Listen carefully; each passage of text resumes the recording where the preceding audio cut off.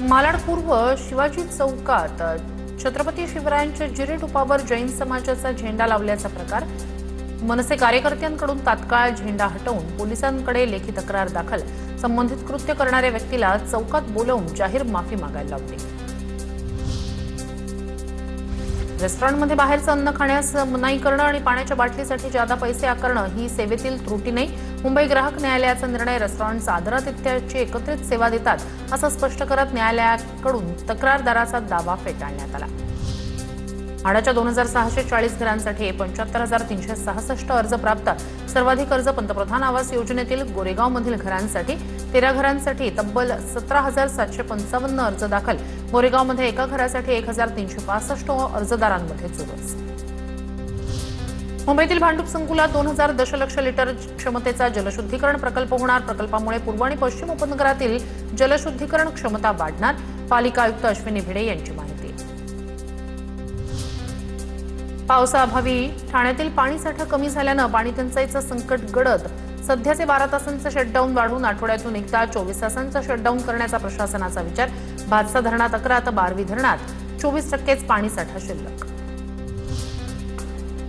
मीरा भाईंदरमध्ये आज दुपारी 12 ते उद्या दुपारी 12 पर्यंत पाणी पुरवठा बंद राहणार। एमआयडीसीकडून होणारा पाणी पुरवठा पूर्णपणे बंद राहणार असल्यानं पाणी कपात लागू। महापालिकेकडून नागरिकांना पाणी जपून वापरण्याचं आवाहन।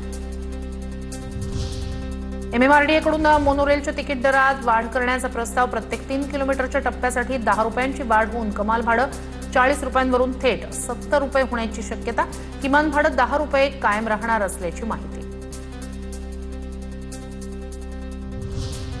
बेस्टच्या 22 आगारांच्या स्वयंपुनर्विकासाला मुभा द्या। ठाकरेंच्या शिवसेनेची मागणी। तर बेस्ट स्वतःचा पुनर्विकास यशस्वीपणे करण्यास सक्षम, सरकारनं सकारात्मक भूमिका घेण्याची ही मागणी। मुंबईत पुनर्विकास आणि ईस्टर्न फ्रीवे विस्तारासाठी 926 झाडांवर कुऱ्हाड चालवली जाणार। वृक्ष प्राधिकरणाकडे मंजुरीचा प्रस्ताव। महापौर ऋतू तावडे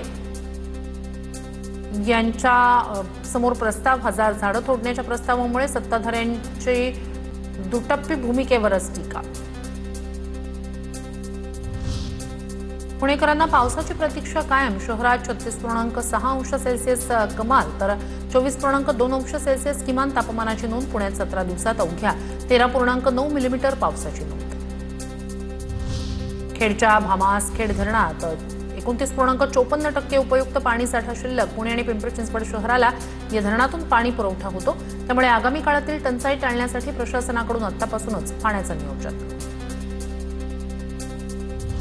पुणे आणि शिर्डी दरम्यान दररोज धावणारी नवीन रेल्वे कालपासून सुरू। पुणे शिर्डी एक्सप्रेस सकाळी 6:55 सुटून दुपारी 12 वाजता शिर्डीत पोहोचणार।